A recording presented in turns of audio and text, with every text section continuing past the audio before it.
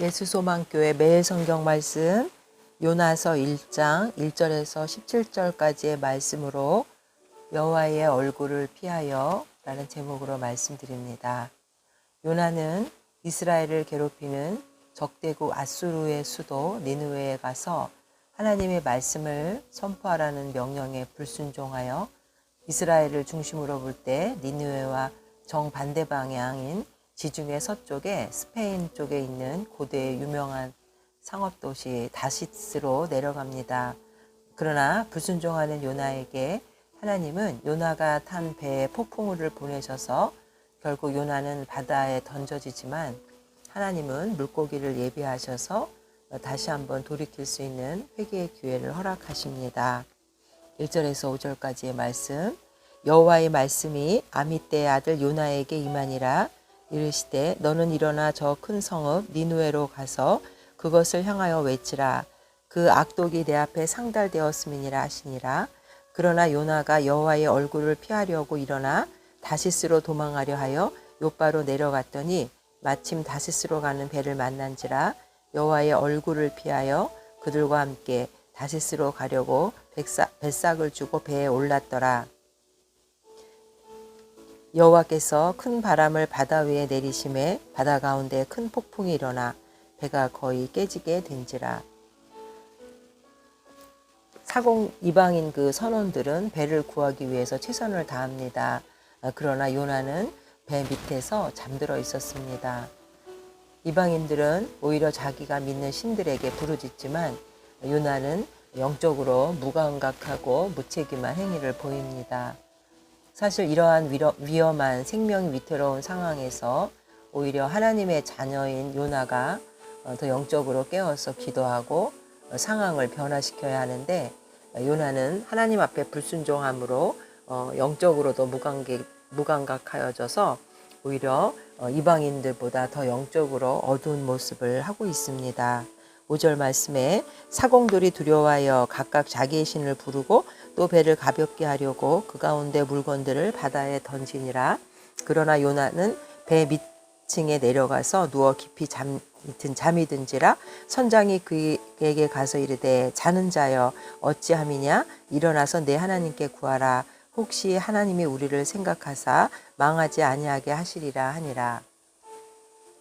결국 하나님은 제비뽑기를 통해서 요나를 지목하시고 이방인들은 요나를 육지에 닿게 하여서 오히려 요나에게 회개와 순종의 길로 돌이켜서 그를 살리려고 하지만 요나는 결국 바닷속으로 투신을 선택합니다.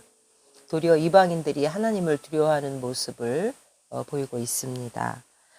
7절에 그들이 서로 이르되 자 우리가 제비를 뽑아 이 재앙이 누구로 말미암아 우리에게 임하였나 알아보자 하고 그 제비를 뽑으니 제비가 요나에게 뽑힌지라. 우리가 그에게 이르되 청하건대 이 재앙이 누구 때문에 우리에게 임하였는가 말하라. 내 생업이 무엇이며 내가 어디서 왔으며 내 나라가 어디며 어느 민족에 속하였느냐 하니 그가 대답하되 나는 히브리 사람이요 바다와 육지를 지으신 하늘의 하나님 여호와를 경외하는 자로라 하고 자기가 여호와의 얼굴을 피함인 줄을 그들에게 말하였으므로 무리가 알고 심히 두려워하여 이르되 내가 어찌하여 그렇게 행하였느냐 하니라. 요나가 폭풍이 하나님의 뜻임을 알았다면은 바로 요나는 그 배 위에서 회개의 기도를 통해서 하나님께 자복하고 순종하는 모습을 보여야 했지만 요나는 그렇게 하지 못했습니다.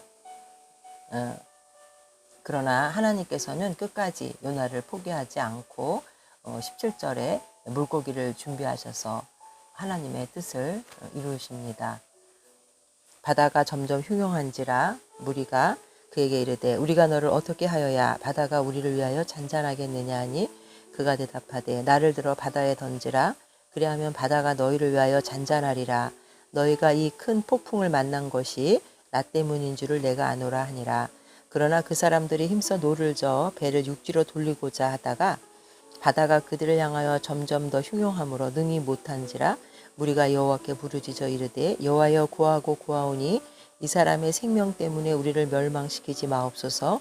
무죄한 피를 우리에게 돌리지 마옵소서. 주 여호와께서는 주의 뜻대로 행하심이니이다 하고 요나를 들어 바다에 던짐에 바다가 뛰노는 것이 곧 그친지라. 그 사람들이 여호와를 크게 두려워하여 여호와께 제물을 드리고 서원을 하였더라. 17절 여호와께서 이미 큰 물고기를 예비하사 요나를 삼키게 하셨으므로 요나가 밤낮 3일을 물고기 뱃속에 있으니라.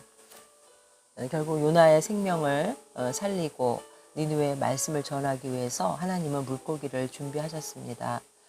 요나가 니느웨에게 적용되기를 원했던 하나님의 공의가 만약에 요나에게 엄격히 적용된다면 요나는 이대로 바다에서 죽어야 마땅합니다.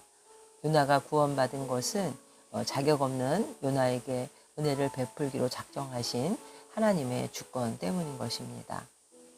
하나님은 이스라엘의 하나님만이 아니라 온 인류의 하나님이십니다.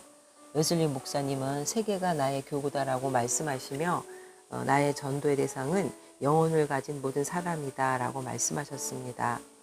우리는 오늘 말씀의 요나의 모습을 보면서 전도할 때 하나님의 마음보다 나의 선입견을 앞장세워서 적대시하거나 포기한 적은 없는지 우리는 뒤돌아보아야 합니다.